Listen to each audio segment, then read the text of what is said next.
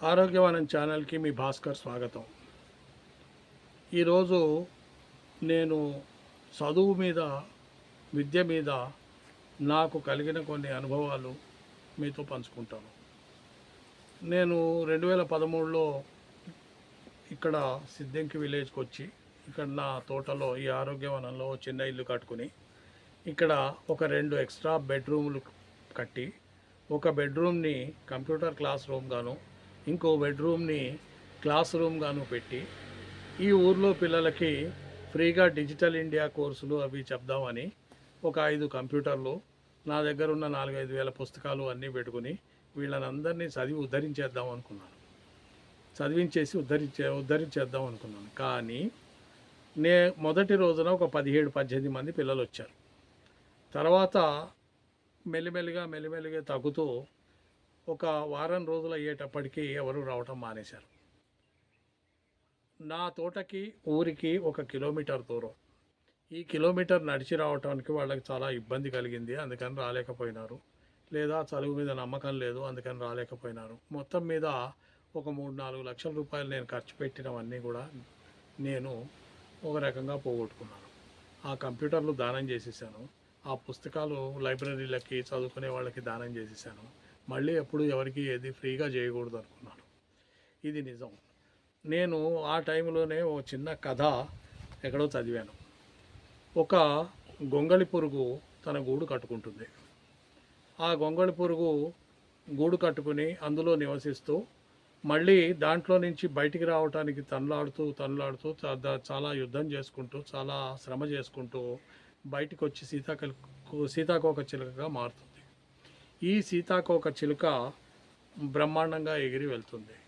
కానీ ఈ సీతాకోక చిలుక కావటానికి ముందు అది తనలాడుతున్న సమయంలో కనుక మనం ఆ చిన్న గూడుని కదిలించి దానికి తొందరగా బయటకు వచ్చేందుకు సౌలభ్యం కలిగిస్తే అది బయటకు వచ్చి చచ్చిపోతుంది. దీని నుంచి నాకు వచ్చిన ఆలోచన 3 జీవిత సత్యాలు. జీవిత సత్యం అంటే నా ఉద్దేశంలో నా తరంలోనూ నాకంటే ముందు తరాలలోనూ నా రాబోయే తరాలలోనూ కూడా అది సత్యమై ఉండాలి. సో మా తాతలు, వాళ్ళ తాతలు, తర్వాత నేను, తర్వాత నా పిల్లలు, వాళ్ళ మనవాళ్ళు, అక్కడి వరకు కూడా ఎప్పుడైనా అది సత్యం అయితేనే దాన్ని జీవిత సత్యం అంటామని నేను నమ్ముతున్నాను. ఇందులో నేను 3 జీవిత సత్యాలు చూశాను. ఒకటి, అనవసరంగా ఎవరికి సహాయం చేయకూడదు. వాళ్ళు తనలాడుకుంటూ, వాళ్ళు ఇబ్బంది పడుతూ, వాళ్ళు శ్రమ చేసుకుంటూ వాళ్ళు పైకొస్తే వాళ్ళు పైకొస్తారు. వాళ్ళకి నేనేదో చేస్తా అంటే వాళ్ళు బాగుపడరు. రెండోది, అనవసరంగా మనం ఎవరి దగ్గర సహాయం తీసుకోకూడదు. తీసుకోవటం వలన మనం చేయాల్సిన శ్రమ చేయము, కాబట్టి మనకి రావాల్సిన శక్తి రాదు, మనం బలహీనులుగా మిగిలిపోతాం.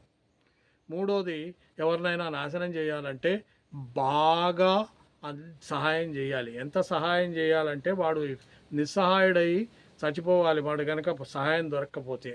ఇప్పుడు చాలా మటుకు చైనా వాడు వేరే దేశాలకి డెట్ ట్రాప్ చేసినట్టు, లేదా మన దేశంలో వేరే ప్రభుత్వాలు రకరకాలైన స్కీముల ద్వారా వాళ్ళకి అన్ని రకాలైన ఇవి ఇచ్చి పని చేయటానికి మనం తక్కువ అవకాశం ఇచ్చి వాళ్ళని ఒక రకంగా లేజీగా తయారు చేసే ప్రక్రియ చేసేస్తే వాళ్ళు ఎప్పటికీ ఆ ఉన్నదాంతో కొంచెం తాగి తిని అలా పడి ఉంటారు.